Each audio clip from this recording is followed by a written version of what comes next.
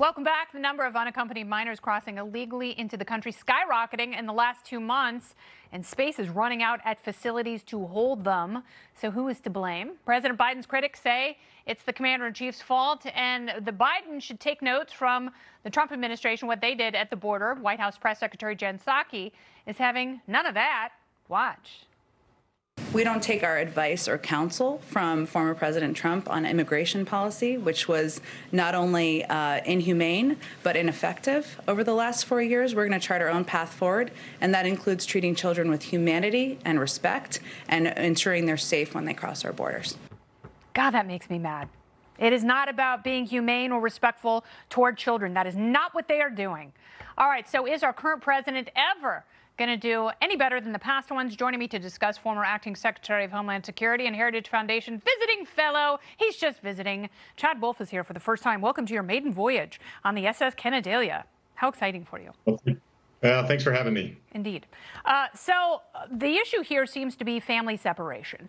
For the Trump administration, for a few months, which has been tagged as his immigration legacy, there were family separations at the border. That didn't end well, and the president rescinded that order. But now you have family separations that are taking place in places like Honduras, El Salvador, Guatemala, and children are making a very treacherous journey without their parents to the southern border of the United States. So what can be done to heal our immigration policy that is so incredibly broken that children are now at the greatest risk?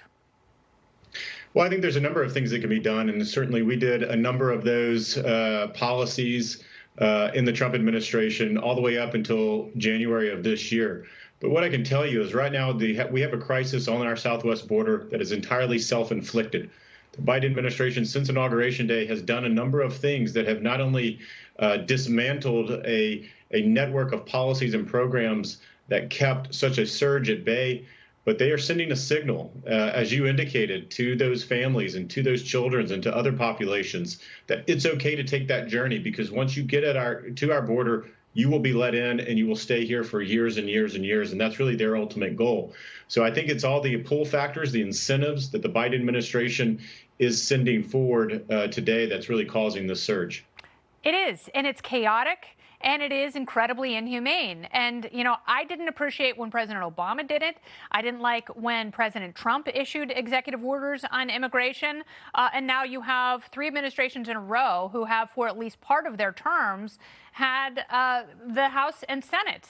And they could have passed some form of immigration legislation, and no one has done that. And so now what we have are mixed messages, and children are getting caught up in the net. Now, what I want to know from you, and you would have a better sense of this than most, do non-governmental organizations, humanitarian organizations, do they inform the U.S. government of what's happening between those countries and the border, and how does the government take in that information? Well, absolutely. I would say DHS, State Department, others inside the U.S. federal government get a number of reports on situations not only in Central America, but also in Mexico. But you said it very correctly. It's a very dangerous journey. And we know that because most of the individuals, but not all, but most of the individuals that come across our border, Border Patrol agents are interviewing them. They're asking them questions about their journey. How long have they been? Where did they come from? What did you encounter? So we have firsthand accounts of how dangerous that journey is when you're put in the hands of smugglers or traffickers and cartels.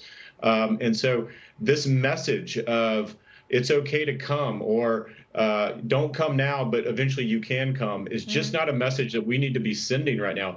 That is anything but humane. And so the Biden administration talks about the inhumane system of the last administration. I will say there is nothing humane about sending a message that it's okay to separate your children from yourself or your family and send them on this dangerous journey in the hopes that they will get across that border. Yeah, no, it's horrible, and we haven't quite figured it out. No administration has figured it out, and someone's really got to take the kind of stand that allows for legal immigration of good people to come here and work and participate in the American dream.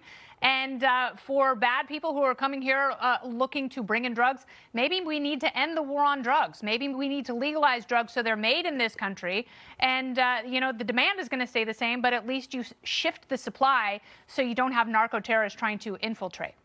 Your thoughts? Right. Well, I would say that there is a number of things that Congress can do, and we certainly talked to them during the 4 years of the Trump administration. There's a number of things that they can do, but it starts first and foremost with strong border security and a strong enforcement posture, making sure that the sign is not open, that you can come across that border. That's why Border Patrol today is picking up about 4,000 individuals a day coming across that border, anywhere from 3,500 to 4,000. And so it's an incredible number. And I would just end with saying, the Biden administration talks about how the Trump team dismantled our immigration system. So that's what they're having to try to fix, which is nothing could be further from the truth. What we dismantled was this ability to catch and release individuals. Yes, and okay, then what the Biden administration needs to do is work with Congress to fix our bad immigration policy. And no one is talking about doing that. Chad, I appreciate the conversation. Please come back so we can talk about this more.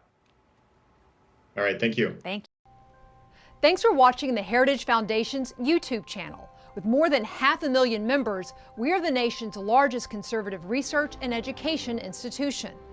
We believe the principles and ideas of the American founding are worth conserving and renewing. Please help us further our mission by subscribing to this channel and sharing our videos with your family and friends.